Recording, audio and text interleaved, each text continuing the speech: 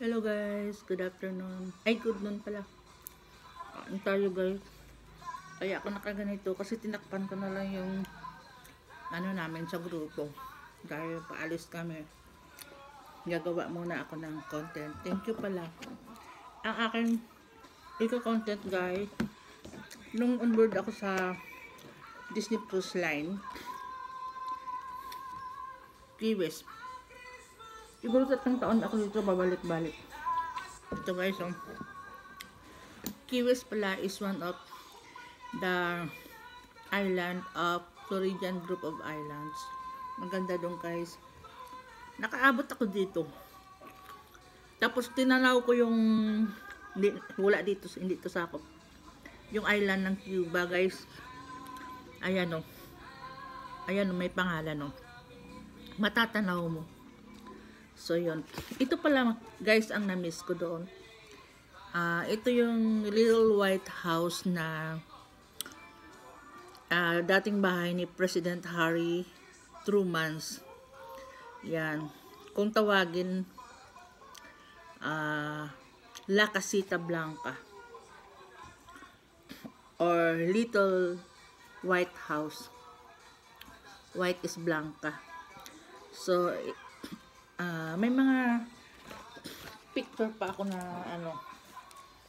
na nag-shop kami sa Key West. Ang Key Largo guys is one of the Floridian group of islands din. Nung nasa Disney kasi ako, nasa Florida kasi yung yung aming port sa Port Canaveral. So yun, kaya ako gala-gala guys. Ito pala yung group of islands ng Florida guys. Oh, yan. Ang dami guys. Yan oh. Iyan ang yan. Maraming islands ang sakop niya. Kagaya ng hindi ko masyadong makita. Tampa. Yung mga ganon. Key Largo. Ayan guys. So yan.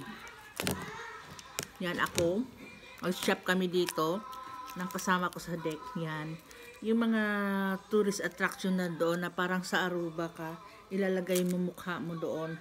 Para lang makapagpa-picture. Ay, ito pala. By the way, ito yung Kasawi Key. C-A-Y, pero ang pronounce Key. Private island ng Disney yan guys. End of the cruise namin, talagang pumupunta kami dito bago mag-disembark yung mga pasahero. Ito yung mga kauna-unahang postcard ko, year 2000. Imagine, 25 years na to sa akin guys. Sa pag-iingat ko. Yan, from here, itong kauna-unahang postcard na binili ko para sa first daughter ko. Imagine, isa na siyang manananggol. So yan, ito ang kauna-unahan na postcard na ang kasi dito nagsimula yung travel journey ko bilang seafarer sa Puerto Rico. Kaya hindi ko talaga makalimutan ang Puerto Rico guys. Marami akong first na ginawa sa Puerto Rico, like yung first time nakakain sa Chinese restaurant, yung mga ganon ba. By the way, ito pala, ito isa sa mga binili ko na blouse sa Key West. On board ako sa Disney na ang pangalan is Surfable. Yung ganyan guys, oh. Ang ganda nito guys, $20 ito. Sa dami ng mga souvenirs ko. Marami pa akong mga naingatan din. Meron ding yung cords ba na ang ganda, kaya lang na yun, nasira na. Yung pants noon maganda, $20 din yun. At doon ko naranasan bumili ng LV na sapatos na hindi ko akalain sikat pala yung LV na yan. At saka nakapag-celebrate ako ng isa sa mga 30th birthday ko sa Key West, na kumain kami sa Chinese restaurant, na nung sinabi ng tinrit kong mga friend ko na birthday ko, ginawan ako ng cake ng Chinese lady. ano kami noon, 4 kami na kumain na tinreat ko sila. Tapos meron din akong nabili doon na Indian dress na kumbaga ginagamit ko sa pagsimba. Ito guys.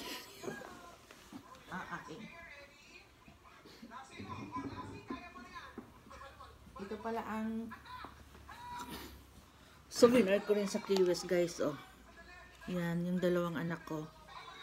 So, yun. At saka, ayan, nung nasa Disney ako.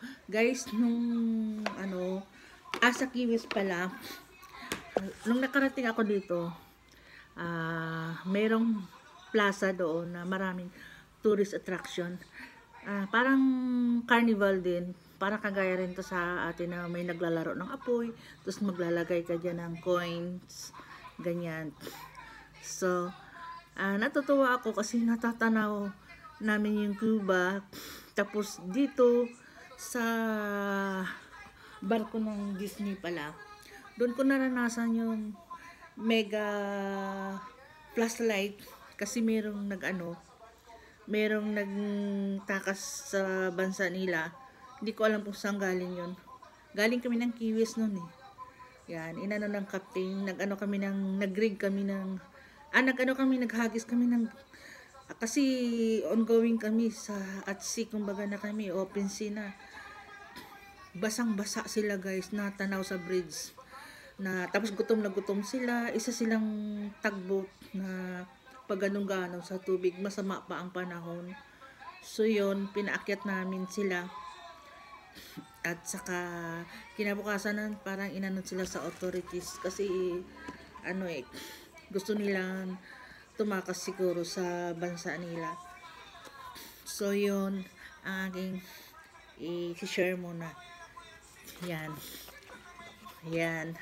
Mga may memorable to sa akin na mga lugar na doon pala sa dinadaan-daanan ko, yung may museum doon na may pangalan Ernest Hemingway. Sayang, sabi ko nakapasok ako doon kasi 'di ba siya writer, ganyan. Marami siyang gawa na nandoon sa museum na 'yon. At saka ito pa pala guys. I-share ko na rin. Ito sa Key West ko rin to binili. Original ito guys. Ayan gawa siya ni Richard Pontantino. Yan, si Richard Guglielmo. Yan. Noong 2003 ko to binili guys. Ayan. Maaring Infantino pala, Infantino. Original ito guys na gawa na andyan sa street na yan. Sayang, sabi ko sana pumasok ako doon sa museum na yon. Ayan guys, yan, iniingat-ingatan ko pa rin ito guys. Nilagay ko lang ito sa frame. Itong frame na to, bigay lang dito ng mga carpenters sa akin on board na nilagay ko ito.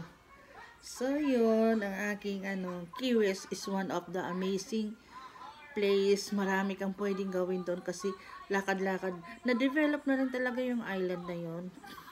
Alongside kami doon, marami rin akong hindi narating sa Floridian group of islands guys. Like yung mga meron kasing Eastern Caribbean, Western Caribbean, yung mga ganun na biyahe namin na hindi rin ako nakakalabas. Kagaya sa Mexico, pag masama lang panahon, yun, magtatago muna kami.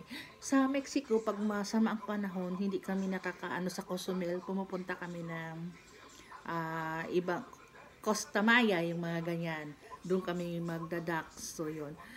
Mayroon pa akong gustong-gusto sana marating din sa Mexico, yung Cancun. Yun daw ang favorite port ng aking naging happy na British.